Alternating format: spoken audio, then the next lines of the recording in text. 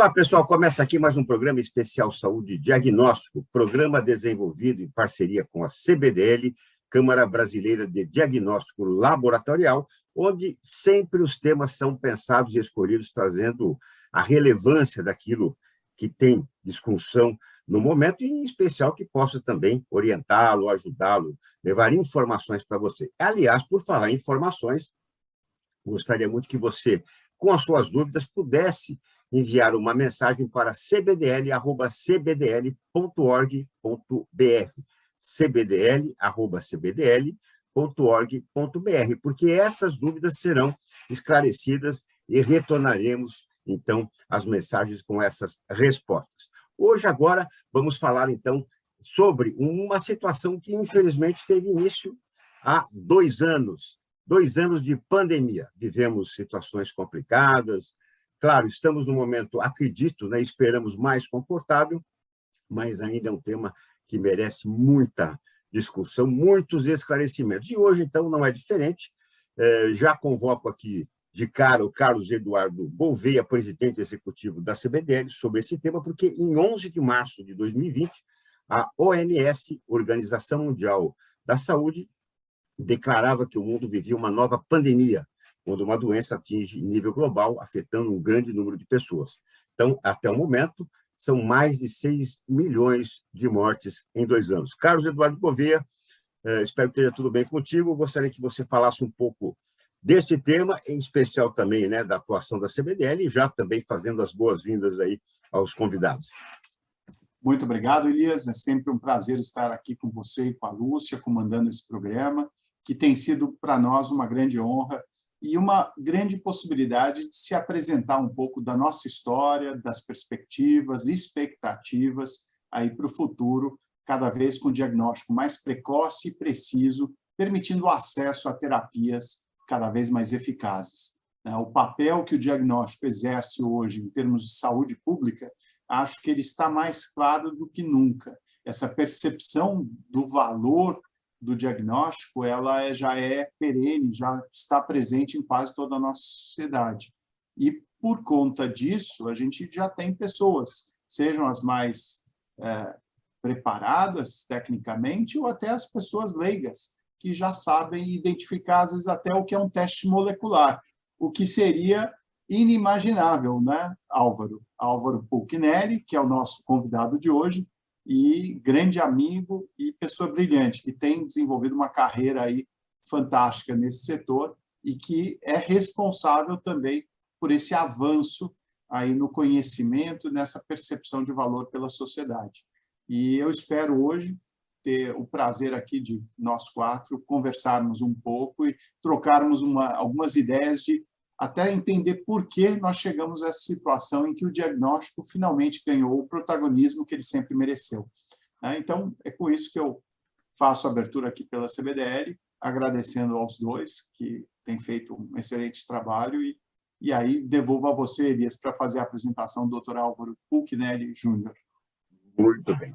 Então, aqui conosco, né, como o Carlos já apresentou, né, o Dr. Álvaro Pulcinelli Júnior, patologista clínico, professor afiliado da disciplina de Clínica Médica e Medicina Laboratorial da Unifesp, Escola Paulista de Medicina, vice-presidente da Sociedade Brasileira de Patologia Clínica e Medicina Laboratorial e assessor médico do Laboratório Fleury. Doutor Álvaro, uma alegria tê-lo aqui, né? Muito obrigado por ter aceito o convite, e gostaria também, né, que já nessa abertura você falasse um pouquinho desses 2 anos, em especial também do trabalho, né, que a Sociedade Brasileira de Patologia Clínica e Medicina Laboratorial vem desenvolvendo.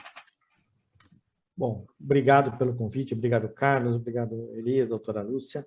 É um prazer, né, estar aqui com vocês para a gente começar as reflexões sobre esse período. Realmente foi um período bastante conturbado, não poderia ser diferente, mas eu acho que nessa questão do enfrentamento à Covid, né, nós podemos dividir em 3 grandes frentes, né? A gente pensa na frente prevenção, diagnóstico e tratamento. As 3 grandes frentes básicas da medicina, né? E dentre essas 3 frentes, a primeira, né, ou a que deu a resposta mais rápida ao enfrentamento foi justamente o setor diagnóstico, né? Logo em seguida vieram as vacinas, então o setor preventivo, a medicina preventiva começou também a atuar de forma importante. Hoje, né, divide esse protagonismo com o diagnóstico, né, como o Carlos mesmo falou, todo mundo começou a discutir, se preocupar, entender como é que faz o diagnóstico, quais são os métodos laboratoriais e quais as vacinas disponíveis. E temos a terceira frente, que é a frente do tratamento, que essa é um pouco mais demorada, um pouco mais custosa, e que ainda tem os seus desafios ainda a serem completados, né? Focando, então, na nossa parte, na parte da medicina diagnóstica, medicina laboratorial, melhor dizendo, né? O papel da SBPC foi bastante interessante, a gente pode dizer, a gente tem um certo orgulho disso, e, lógico, com o apoio de outras entidades, a qual a CBDL foi parceira de primeira hora, né? Lembrando um pouco de história, né? Parece que essa pandemia, a gente viveu 20 anos em 2, né? Mas há 2 anos atrás, eu provoquei o Carlos Gouveia num telefonema, falei, Carlos, olha, nós estamos numa pandemia decretada pela OMS, e o nosso setor tem que dar alguma resposta. E, ao mesmo tempo, a gente estava vendo a invasão, por assim dizer, de vários testes diagnósticos de procedência não tão adequada, de desempenho não tão bom. Então, aí surgiram preocupações. Primeiro, que um teste não adequado não dá a resposta que o paciente, que a população precisa. Segundo, um teste não adequado depõe contra uma especialidade e contra um setor, que é a medicina laboratorial e o diagnóstico laboratorial. Então, a partir desta provocação, surgiu, então, um programa de avaliação de kits de coronavírus, que nós começamos com os testes, a avaliação com os testes rápidos, comparando com o padrão ouro, que até hoje o padrão ouro é o teste de PCR, né, reação em cadeia de polimerase, né, a identificação do material genético do vírus, e começamos a fazer a comparação. Esse programa evoluiu, nós juntamos, além da CBDL, a Abramed, a Associação Brasileira de Medicina Diagnóstica, que contempla os maiores laboratórios do país, e também a Sociedade Brasileira de Análises Clínicas. Então, essas 4 entidades fizeram um consórcio, fizeram um programa, e nós começamos a avaliar os testes que a indústria trazia naquele momento, ou importava, ou produzia. E resumindo essa longa história, nós já temos agora, né, 16 mil pacientes avaliados depois, né, depois de tudo isso, né, os trabalhos já em via de publicação, os dados consolidados, a gente conseguiu ter fazer um grande apanhado de todas as metodologias disponíveis no Brasil, porque nós começamos com o teste rápido, passamos pelo teste, avaliamos outros testes moleculares, passamos pelos testes habituais, aquele que o indivíduo tira o sangue, né, e detecta anticorpos, e o programa evoluiu, de tal sorte que a gente avaliou também os testes rápidos de antígeno, aquele que é o suave nasal, em que o indivíduo tem a resposta na hora, e agora a gente tem a frente dos autotestes, que é a última frente que adentrou. Então, veja que junto com a indústria farmacêutica das vacinas, a indústria, né, podemos assim dizer, da medicina, da indústria diagnóstica, evoluiu rapidamente, deu respostas consistentes e adequadas para o enfrentamento da pandemia. Muito bom, muito bom. Temos bastante aí para espaço para se aprofundar em relação a esses 2 anos da pandemia. E a doutora Lúcia Belloade, pesquisadora imunologista pela Universidade de São Paulo, também já é da casa. Então, Lúcia, gostaria que você falasse também sobre esses 2 anos da pandemia. Olha, é muito difícil nós falarmos agora, e eu acho até prematuro, falar que a pandemia está perto do fim. O que a gente vem observando é que as pessoas assim estão deixando de usar máscara, né, em vários lugares, no Brasil e no mundo, mas eu acho que ainda é um momento de muita atenção e cuidado, né? E a pandemia, ela é decretada em função da alta mortalidade e de abranger vários continentes. E nenhum país ainda se livrou da Covid, né? A partir do momento que os países vão controlando e vacinando a população, há menos internações e a doença ela passa a ser endêmica. Ou seja, ela não vai mais desaparecer, mas vai ser controlada por vacinas, é o que tudo indica, né?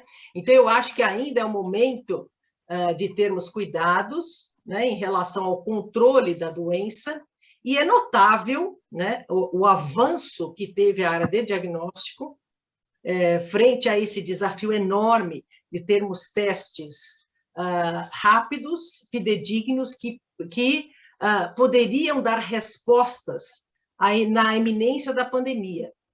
E eu acho que com a CBDL, a Abramed e outras instituições, isso foi possível ser realizado aqui no Brasil, né? Ter essa abordagem mais direcionada e efetiva para o controle da pandemia, porque sem os testes de diagnóstico a gente não consegue controlar uma pandemia, uma endemia, uma doença que esteja circulando, né? Então, a área de diagnóstico nunca foi tão importante. Eu acho que isso serviu para as autoridades e para todos nós darmos o devido valor a essa área tão importante como a área de diagnóstico. Muito bom. Agora, Carlos, o doutor Álvaro trouxe, né, o tema dos autotestes, né? Então, eu gostaria, né, essa direto para você, que você falasse um pouquinho, até porque eu vi uma matéria onde você foi muito abordado sobre a situação de informar os casos positivos ao Ministério da Saúde. Então, gostaria que você esclarecesse isso e também outro esclarecimento muito importante ao mercado, né, em função de alguns testes falsos. Então, gostaria que você trouxesse esses esclarecimentos. Perfeito, Elias. Eu só gostaria de começar trazendo um pouco esse gancho, a provocação do Álvaro. Eu estava em Londres, exatamente há 2 anos atrás, numa reunião com o pessoal da London School of Hygiene and Tropical Medicine, com a doutora Rosana Piring, que já foi nossa entrevistada aqui também. E eu tinha ido exatamente para participar de um evento que ia discutir convergência regulatória, mas ia tratar já de algumas questões de Covid. Naquele momento, Londres estava totalmente aberta, teatros, restaurantes, tudo funcionando, mas a pandemia já começava a sair da Ásia e estava chegando, de fato, lá na Europa. Nós conversamos, o Álvaro falou, olha, estou preocupado porque deve chegar no Brasil, muitos testes novos de fabricantes não conhecidos estão sendo lançados mundo afora, e a gente precisa ter essa questão da qualidade como um dos objetivos, né? Ter uma informação precisa. O que a gente pode fazer? Eu levei a discussão para a doutora Rosana e rapidamente, já na minha volta, que eu quase não consigo voltar, porque os voos começaram a ser cancelados e suspensos, eu quase tenho que ficar na Inglaterra, o que ia ser um problema financeiro, principalmente, e consegui voltar e, de fato, foi aí dada o pontapé inicial da SPPC com a CBDL no programa de avaliação de kits de coronavírus, que depois se expandiu aí para mais outras entidades colaboradoras e um consórcio com 13 laboratórios públicos e privados. Foi um trabalho exemplar. E aí, voltando para a sua pergunta, que vai ser relançado daqui a pouco. Agora, ainda em março, nós já estamos, e o Álvaro vai poder falar um pouco, com um protocolo definido, e a ideia é nós trazermos, sim, a mesma experiência acumulada para avaliação dos kits que estão chegando no mercado, para dar 3 principais retornos ou resultados desse programa. O primeiro, para o mercado comprador interessado sobre a performance dos produtos. Segundo, para a Anvisa, como uma informação de tecnovigilância, ou seja, vigilância pós-mercado, para saber como os testes estão performando, estão sendo utilizados e os resultados aqui no Brasil com pessoas da vida real. E terceiro, para o próprio fabricante ou importador, que ele consegue, com isso, ter um feedback para fazer ajustes e, obviamente, ter um processo de melhoria contínua.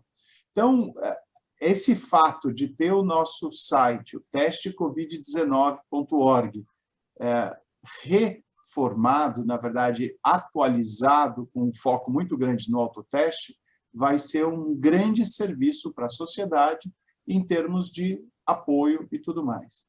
E, obviamente, vai nos ajudar, Elias, com problemas que podem surgir. Infelizmente, o brasileiro é criativo, né? E nós vimos aí nesse período entre o lançamento da resolução 595 da Anvisa, a edição, que foi final de janeiro, e agora, começo de março, que os primeiros produtos estão chegando às prateleiras das farmácias, nós vimos algumas situações assim totalmente inesperadas para o mercado de diagnóstico.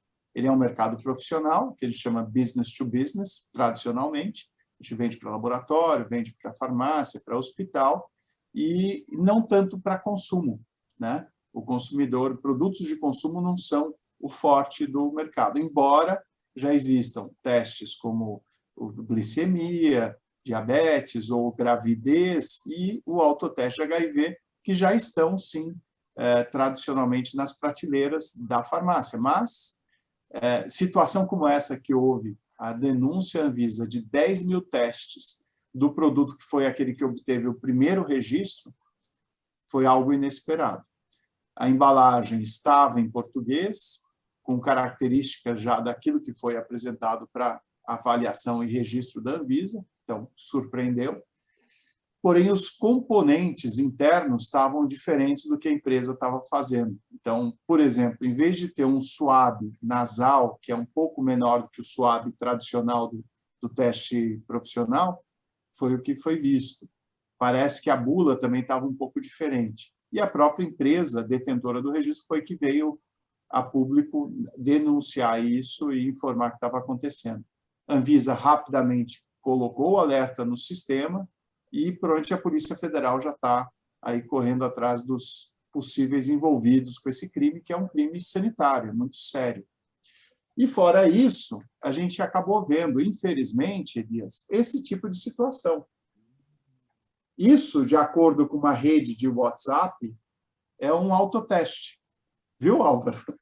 Isso é um autoteste. É um autoteste. Muito bem. De acordo com uma pessoa que estava oferecendo na rede, falando que, olha, ela já conseguiu em primeira mão e estava vendendo a R$ 75,00 este autoteste. Aí eu comprei só para ver e, na verdade, isso é o quê? É um fracionamento de uma caixa de teste profissional, provavelmente teste até com registro, mas de teste rápido de antígeno profissional. E a pessoa foi e colocou esse plástico, esse saco plástico, colocou um suave, colocou o tampão que vinha na caixinha do kit profissional e o teste.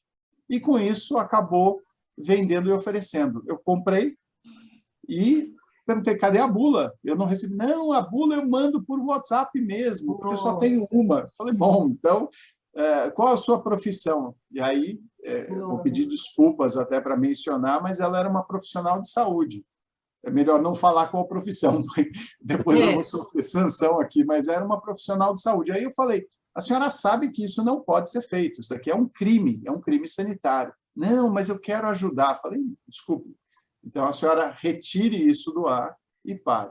Infelizmente, isso foi um caso, ela de fato tirou, parou, mas outros aconteceram. Então, lidar com esse tipo de surpresa, obviamente, exige uma rapidez na ação, é o que a gente vai tentar, o mercado está preocupado e não quer deixar isso acontecer, e eu convido a todos aqueles que nos ouvirem, nos verem aqui, virem no futuro, que denunciem. Podem denunciar para a própria CBDL, podem denunciar para a SPPC e, principalmente, para a própria Anvisa, que tem um canal apropriado para esse tipo de questionamento ou denúncia, ou até para o Instituto Ética Saúde, que é outra possibilidade também de trabalhar com esses casos e buscando aí as devidas investigações, né? Muito bom. Antes da entrada do doutor Álvaro e da Lúcia, Carlos, então, para que, além da denúncia, né, se evite isso, em que porta eu preciso bater na hora que eu quero comprar um autoteste? Onde eu compro um autoteste fidedigno?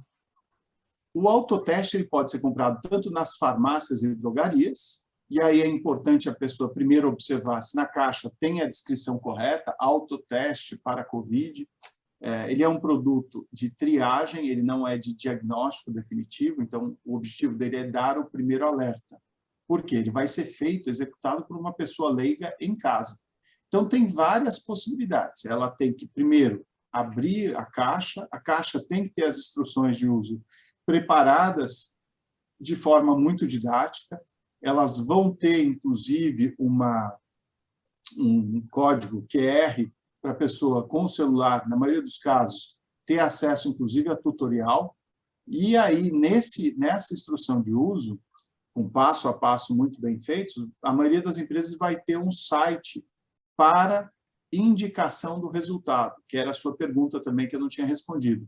Nesse site ou aplicativo, a pessoa vai dar as indicações, informações básicas, como endereço, localização e o resultado. Isso vai ser recebido pela própria empresa, vai ser trabalhado e tratado de forma adequada com a LGPD, e depois a CBDL vai organizar a consolidação desses dados para complementarmente informar ao Ministério da Saúde em relação à base oficial. Os dados desses resultados de triagem pelas pessoas leigas, ele é importante, porém não é essencial.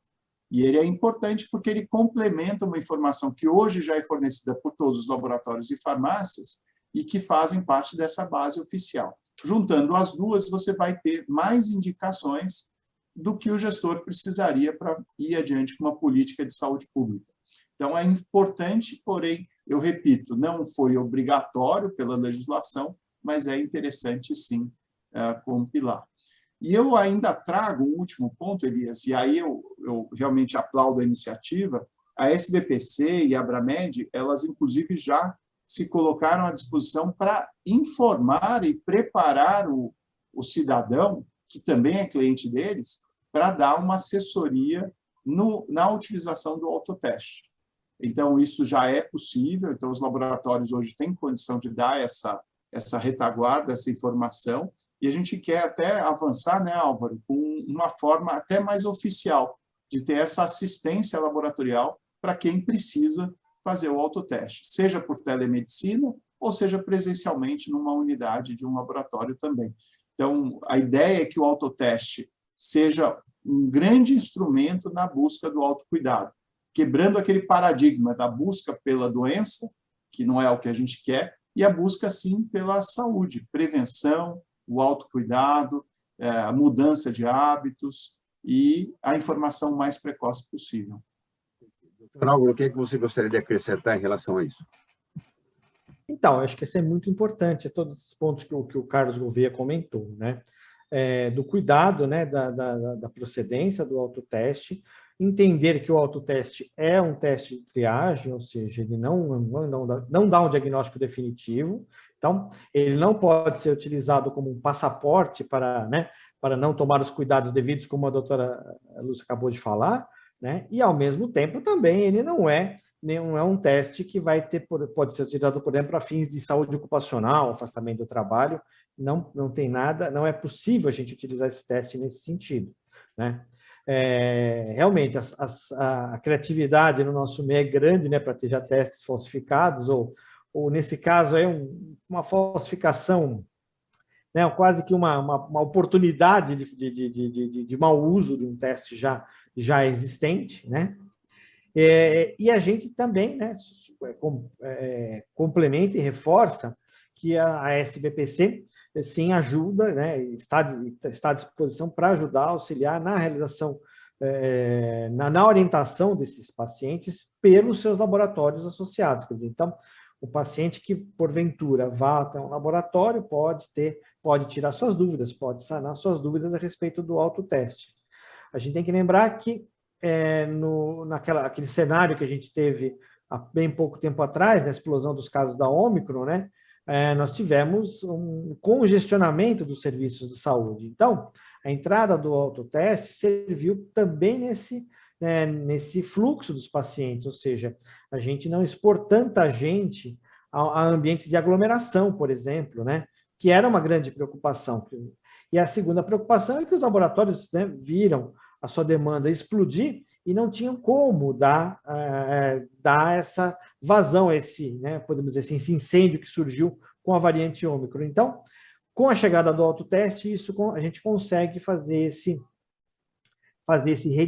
redirecionamento, esse fluxo dos pacientes, né? Então, o que a gente vê é que é uma soma de esforços, né? Os testes tradicionais dentro dos serviços de saúde têm o seu papel, os autotestes no acesso da população têm o seu papel e ambos vão, né, convergir para esse melhor estado de combate à pandemia, né?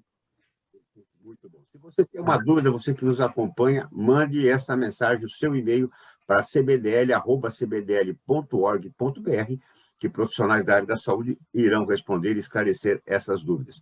Agora, Lúcia, você da área da imunologia, o que nós temos acompanhado aí, né, já nesses 2 anos, vamos voltar um pouquinho para essa pandemia, por exemplo, mais recentemente eu tenho ouvido pessoas dizendo que tem crises de diarreia, no passado pessoas com sintomas gripais, tal, vão fazer os testes e não estão infectados pela pandemia.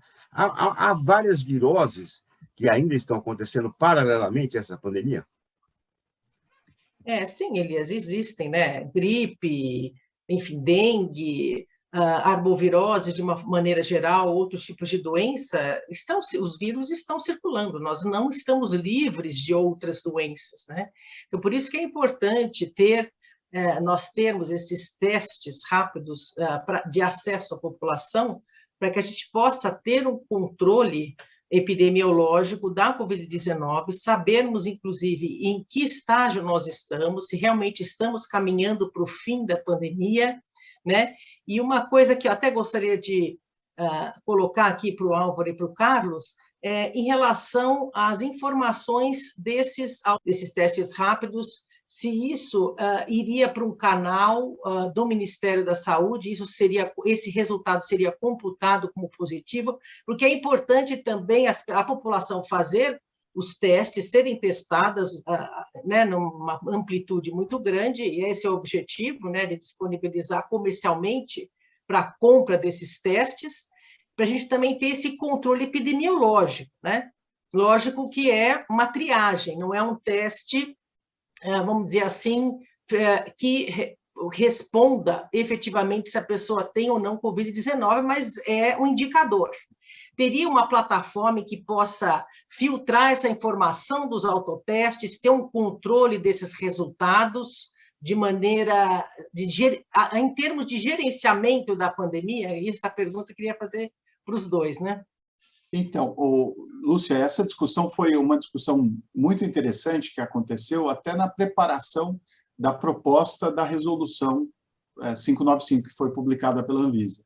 Inicialmente, existia uma corrente muito forte que, sim, que dizia que deveria ser mandatório, todos os cidadãos deveriam informar ao Ministério o seu resultado. O Álvaro depois pode falar. Os canais oficiais do Ministério para a comunicação dos resultados não são canais tão simples assim. Eles dão trabalho, as informações que um laboratório, ou um hospital, ou uma farmácia reportam de forma oficial, elas dão trabalho, elas dão bastante trabalho. São canais que às vezes estão no ar, às vezes saem. Não é assim tão simples e direto. Primeiro ponto. Segundo ponto, o autoteste, ele funciona como triagem. Então, a pessoa vai fazer o teste em casa e, digamos que dê positivo. Muito provavelmente, diria em boa parte dos casos, a pessoa vai querer confirmar. Ela vai querer ir para um laboratório na sequência para fazer o teste e saber, é isso mesmo, eu estou com Covid, né? E, então, a gente teria 2 resultados. O sistema, se a pessoa informasse e o laboratório reportasse também, em teoria, se não tivesse um canal para exclusão de um dos dois, por coincidência de CPF ou coisa do gênero, seriam 2 resultados positivos para a mesma pessoa no mesmo dia. Será que o sistema estaria preparado para lidar com isso? Boa pergunta. A gente está fazendo tudo isso com o trem andando em alta velocidade. Então, não dá tempo para considerar muitas mudanças e esperar.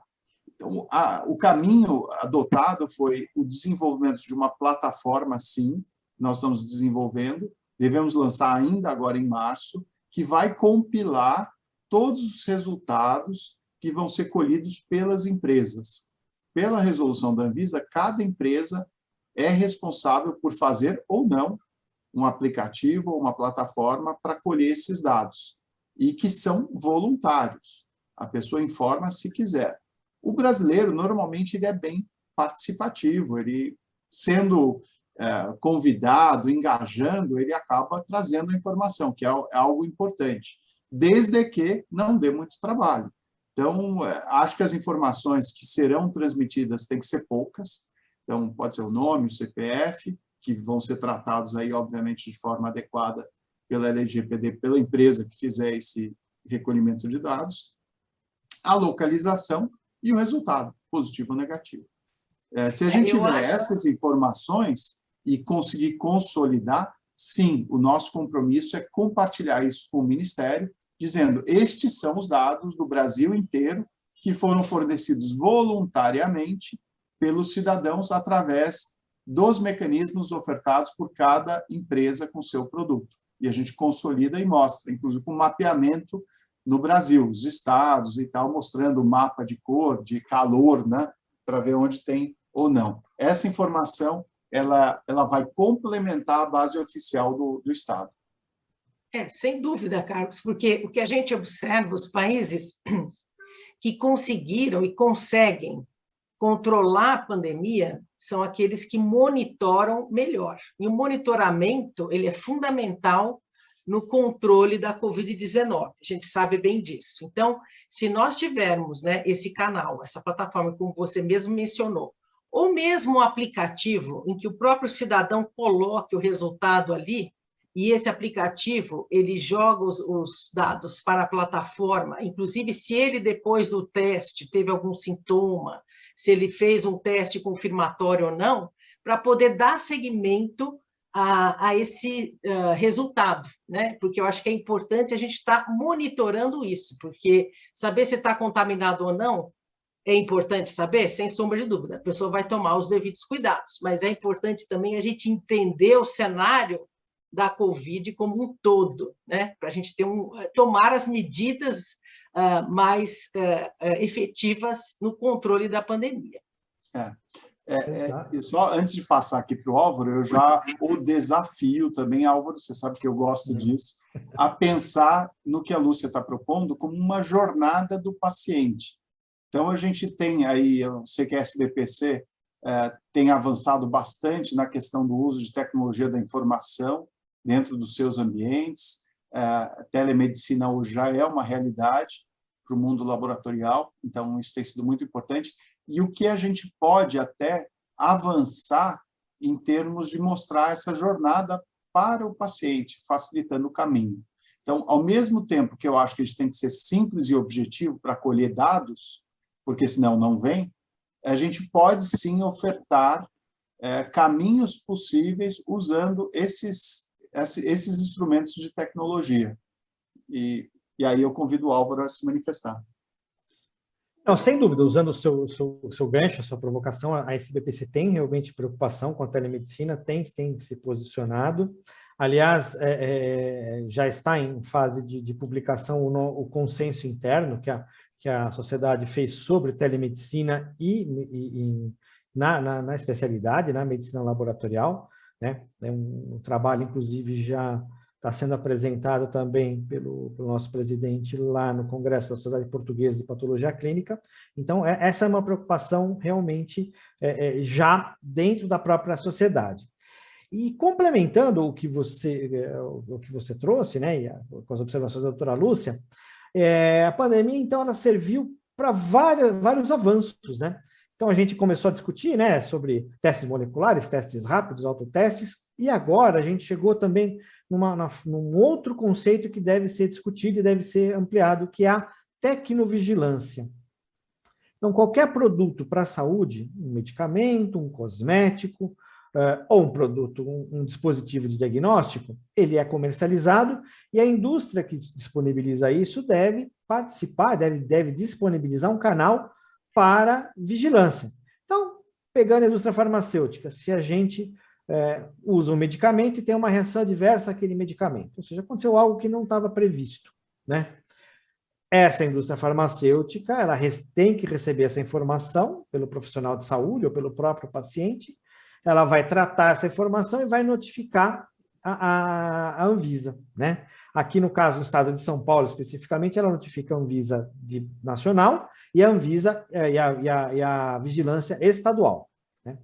Pois bem, então, isso serve para medicamento, isso serve para um cosmético, e agora isso vai servir também, né, tem que servir também para um dispositivo diagnóstico da saúde. Então, além de todos esses cuidados que o Carlos falou, que vocês comentaram de que esse resultado tem que sair do nível individual, chegar para um nível nacional para gerenciamento da própria pandemia, O desempenho em si do teste, ele também deve ser acompanhado, e os eventuais problemas também pela indústria. Então, a indústria, além de disponibilizar o 0800 para o resultado, ela tem que disponibilizar lá o 0800, ou o seu canal de contato, para o acompanhamento dos casos que aconteçam o problema com o teste. Vamos pensar, o indivíduo abre o teste falando, puxa, não entendi a bula.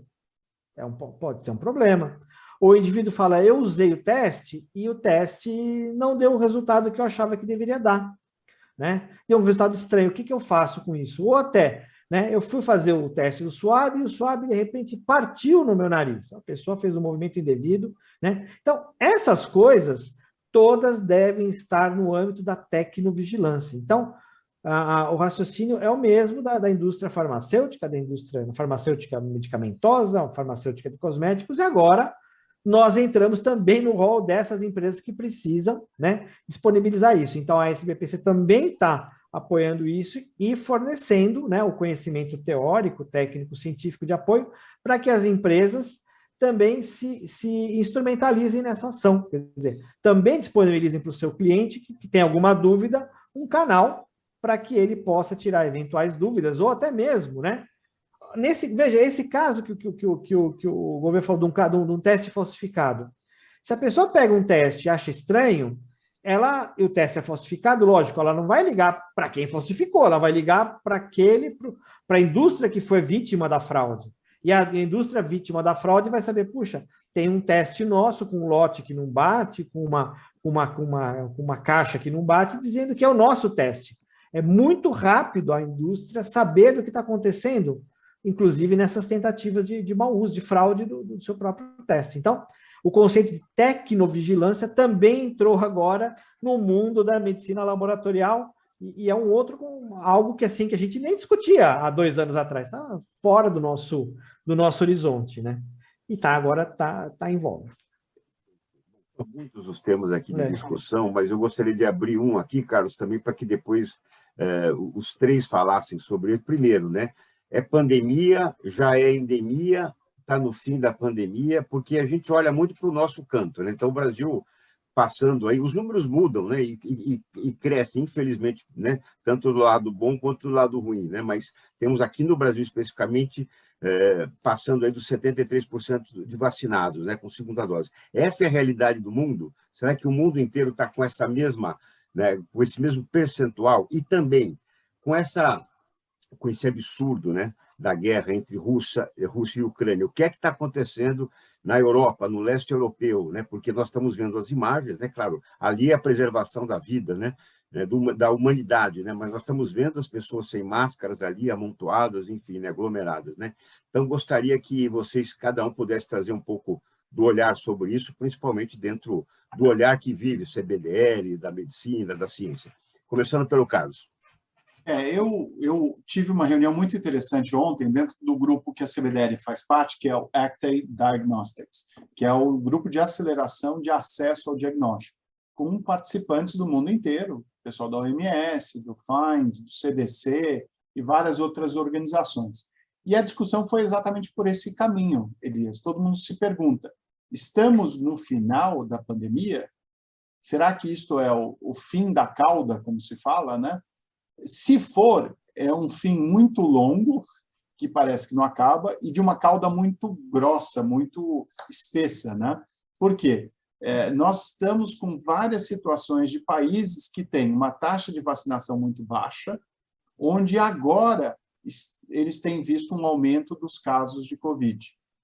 Enquanto você não tiver todos seguros, ninguém está seguro. Essa é uma máxima do setor de saúde, né? Enquanto você tiver um cluster, um grupo de pessoas com chance de se infectar por conta de falta de imunização, de imunização adequada, você pode ter ali, sim, uma forma de criar novas variantes que vão ser espalhadas, que podem ser tão ou menos rápidas do que o Ômicron, que foi a última que nós vimos, estamos vendo ainda, e tão ou menos letal do que ela. Se for mais letal, aí é um problema. Então, isso ainda existe, Elias. E a melhor forma de você monitorar se for o final, o avanço desse final e tudo mais, ou se não for o final também, é através do diagnóstico. Esse monitoramento ele é fundamental. O diagnóstico não pode parar e deveria até ser aumentado em termos de testagem massiva, para você, de fato, tentar excluir toda e qualquer possibilidade de aumento ou surgimento de novas variantes ou de novos surtos, né? Isso, do ponto de vista individual, tem um impacto, obviamente, muito grande, que é a pessoa, primeiro, se cuidar, segundo, não espalhar ainda mais o vírus, e, do ponto de vista social, é epidemiológico, é o controle epidemiológico, você monitorar onde está acontecendo para, de fato, o gestor público tomar as devidas ações aí do ponto de vista de saúde pública, né? Álvaro, não sei o que você tem a comentar.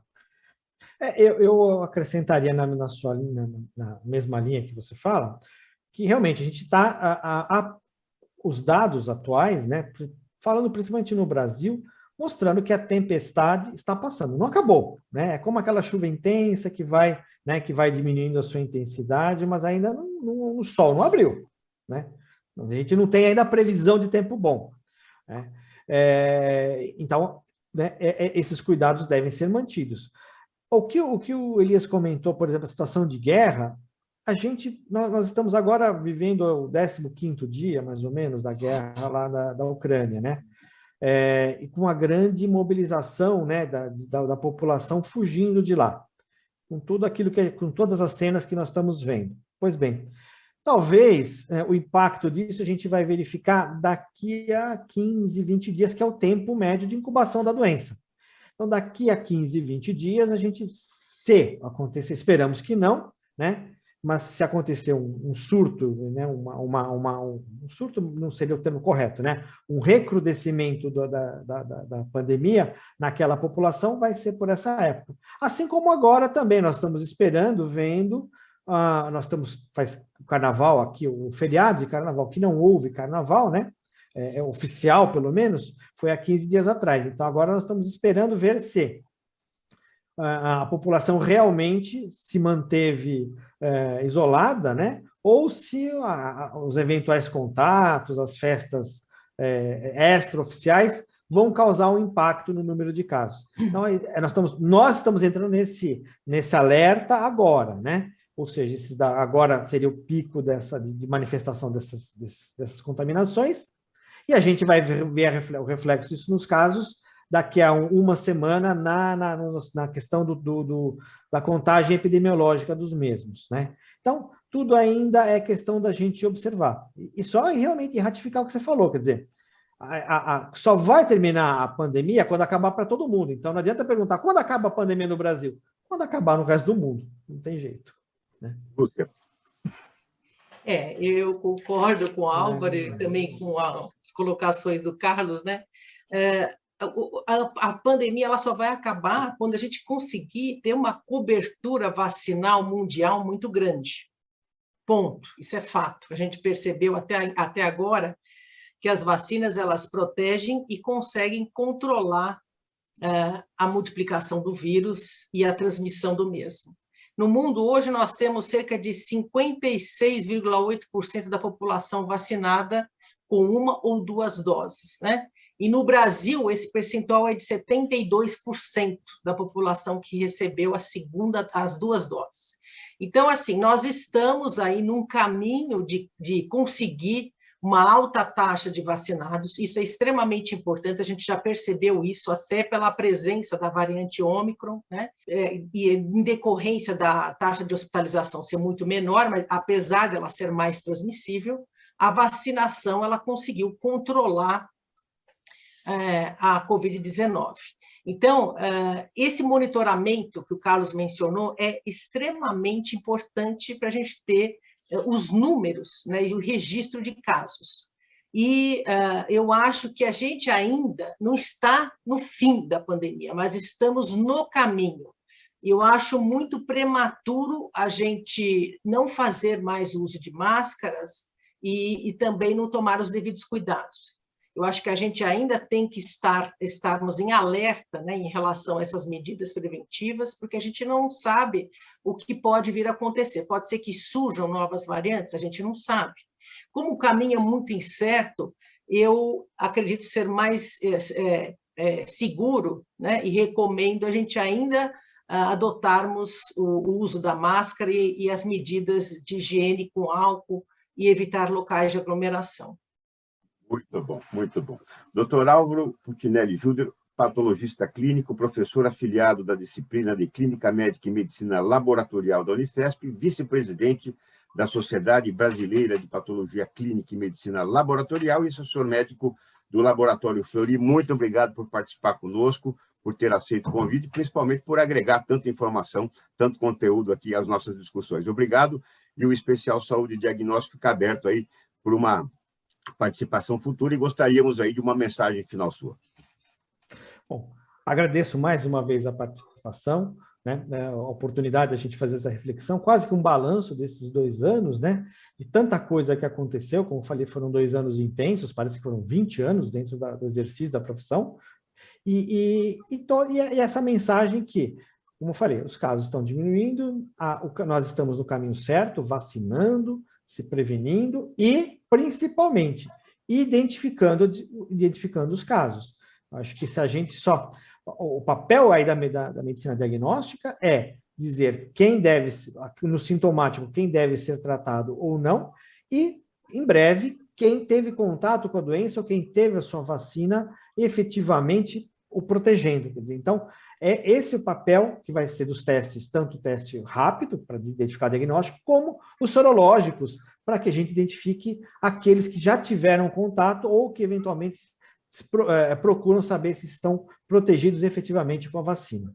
Então, ainda temos um bom caminho a trilhar. Obrigado. Nós aqui agradecemos. Doutora Lúcia Belawad, pesquisadora e imunologista pela Universidade de São Paulo, sua mensagem final. Eu acho que o maior desafio agora é que a vacina chegue a todos os locais do mundo e que o planeta seja todo vacinado. Esse é o cenário ideal. Enquanto isso não acontece, eu acho que a gente tem que tomar ainda os cuidados e fazer uso de máscara em locais de aglomeração, porque a gente não sabe se pode aparecer variantes, né?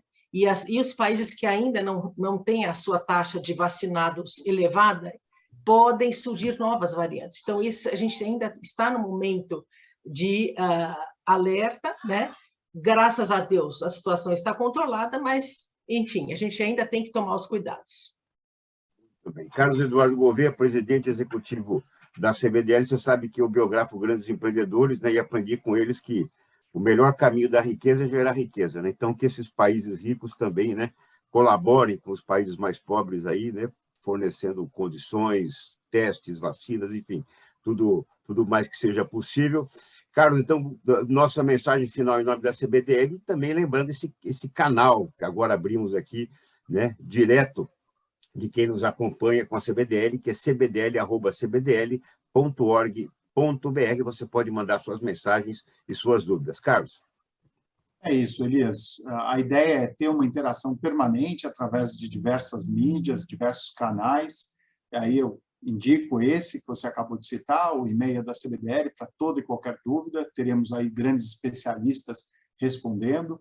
O nosso site, conjunto com o SBPC e outras entidades, que é o testecovid19.org, que está agora se preparando para trazer mais informação ainda sobre o autoteste. E muito em breve, como a Lúcia pediu, acho que nós temos que buscar, sim, formas de comunicar esses resultados a fim de complementar esses esforços que o Ministério, as secretarias de saúde dos estados e municípios já estão fazendo para, de fato, terminar e debelar o Covid de forma tão grave como ele nos assolou nesses 2 anos. Então, tem sido um tempo de grandes aprendizados, mas que vai deixar grandes legados, inclusive para outras doenças. Esse conceito do autoteste, do autocuidado, é algo que vai poder permitir, inclusive, para os invisíveis do setor de saúde, os invisíveis ao sistema de saúde, possam, de fato, acessar